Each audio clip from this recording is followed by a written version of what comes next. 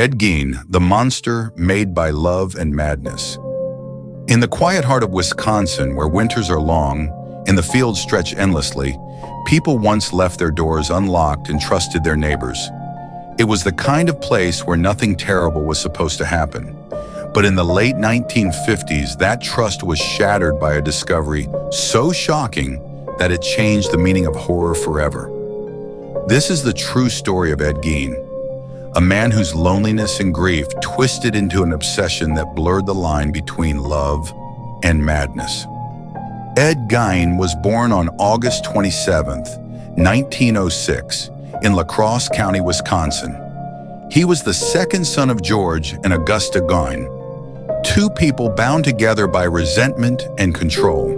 His father, George, was an alcoholic who could never hold a job for long. He drifted through life defeated, unable to provide for his family. His mother, Augusta, was domineering, fanatically religious, and convinced that the world was wicked. She often quoted scripture to her sons, warning them that women, all except herself, were instruments of sin. When Ed was a child, the family moved to a remote farmhouse near the small town of Plainfield. The property was isolated, surrounded by fields and woods. There were no close neighbors, no social life, and no escape from Augusta's rule. She kept her family apart from the world, convinced that salvation came only through obedience and isolation. Inside that house, her word was law. She read the Bible aloud every night, choosing verses that condemned lust, greed, and temptation.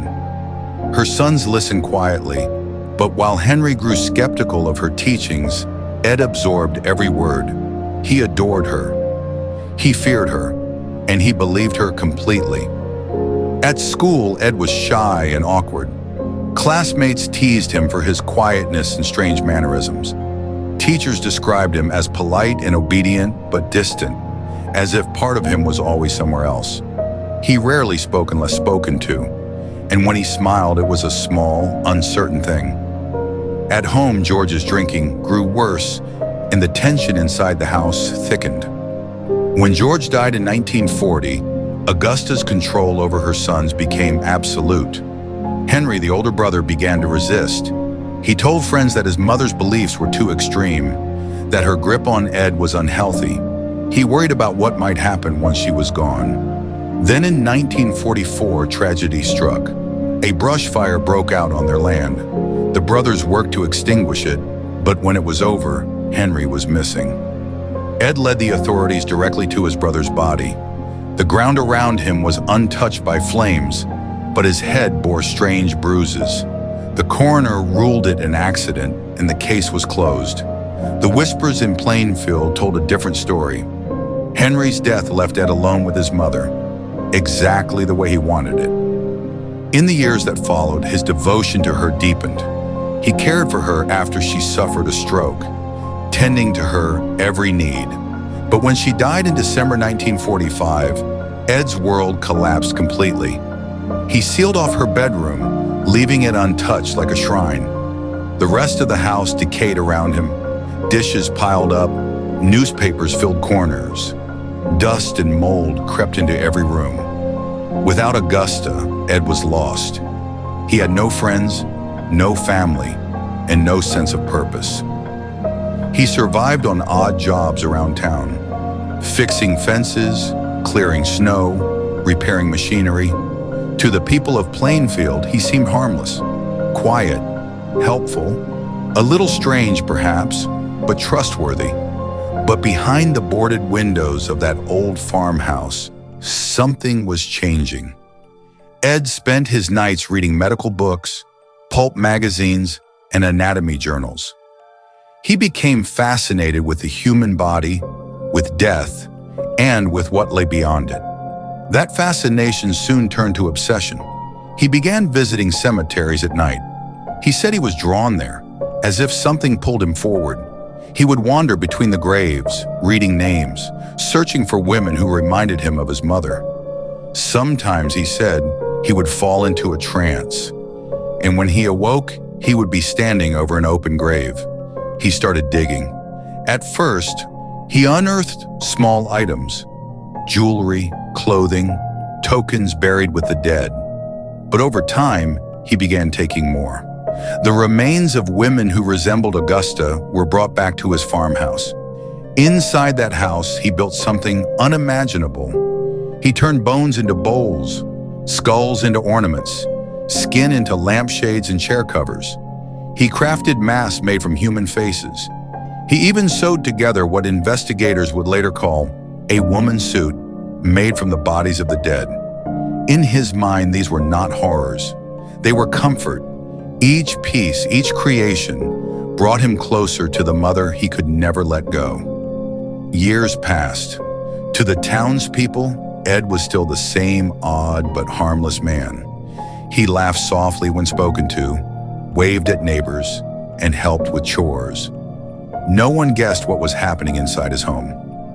That changed on November 16, 1957. Bernice Worden, the owner of Plainfield's hardware store, vanished. Her son, Frank Worden, a deputy sheriff, found blood on the store floor and an empty register. The last receipt written that day was for one item, antifreeze. The customer's name was Ed Gein. That night, police drove to Ed's farmhouse.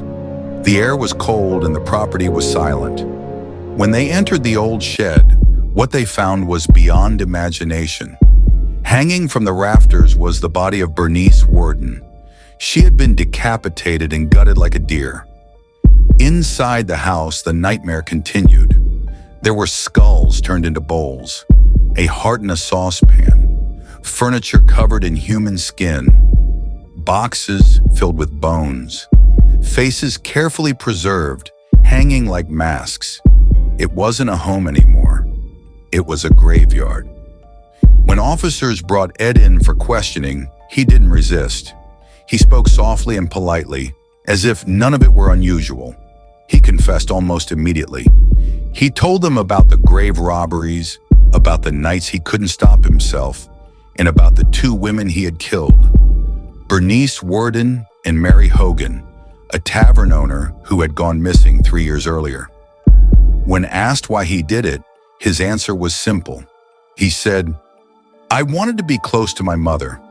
To him, it was never about hate or cruelty. It was about loneliness, about trying to fill the space she had left behind. News of Ed Gein's arrest spread quickly. The story shocked America. Reporters flooded Plainfield, and the small town became a symbol of unspeakable horror. Even hardened police officers struggled to process what they had seen. People couldn't believe that the quiet man they knew, the one who fixed their tools and shoveled their driveways, had been living among the dead. In 1958, Ed Gein was declared legally insane and sent to Central State Hospital for the criminally insane. There he was described as calm, polite, and obedient. He made small crafts, read magazines, and smiled when nurses spoke to him. He never showed anger or guilt. He remained in institutions for the rest of his life. In 1984, at the age of 77, Ed Gein died of respiratory failure. He was buried beside his mother in Plainfield Cemetery. But even in death, his story refused to fade. His gravestone was stolen years later, chipped away by souvenir hunters, just as he had once taken from the graves of others. Ed Gein's crimes changed American culture forever. His story became the inspiration for characters like Norman Bates in Psycho, Leatherface in the Texas Chainsaw Massacre, and Buffalo Bill in The Silence of the Lambs. Each borrowed from the man who turned grief into madness, who blurred the line between devotion and destruction. Psychologists still debate what made him who he was. Some say it was the product of abuse and religious fear. Others blame isolation, the slow unraveling of a mind left alone for too long. Whatever the cause, Ed Gein remains one of the most disturbing figures in American crime history. Not because of the brutality of his acts, but because of what they reveal. That sometimes horror doesn't come from hatred. It comes from love. Love that has lost its way. For the people of Plainfield, the memory never faded. The farmhouse was burned to the ground by locals who wanted to erase it from history. But memories don't burn. They linger, passed down through stories, films, and whispers in the wind. Ed Gein's story is a chilling reminder that monsters aren't always born in shadows. Sometimes they grow quietly in ordinary homes, behind familiar smiles. And when the truth finally emerges, it reminds us of something deeply unsettling, that the scariest monsters of all are human. If you found it insightful or thought-provoking, please consider subscribing and sharing it with others who appreciate true crime storytelling. Your time and engagement mean a lot. It helps us continue bringing real stories to light, told with respect and care.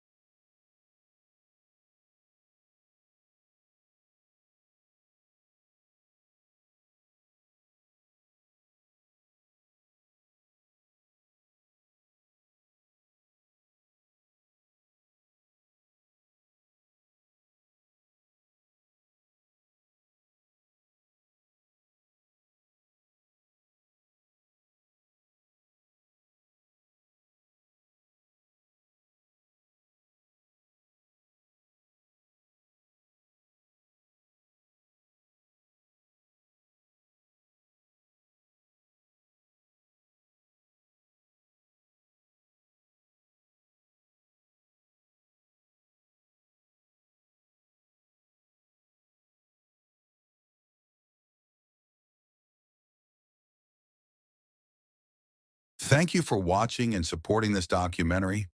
If you found it insightful or thought-provoking, please consider subscribing and sharing it with others who appreciate true crime storytelling. Your time and engagement mean a lot. It helps us continue bringing real stories to light, told with respect and care.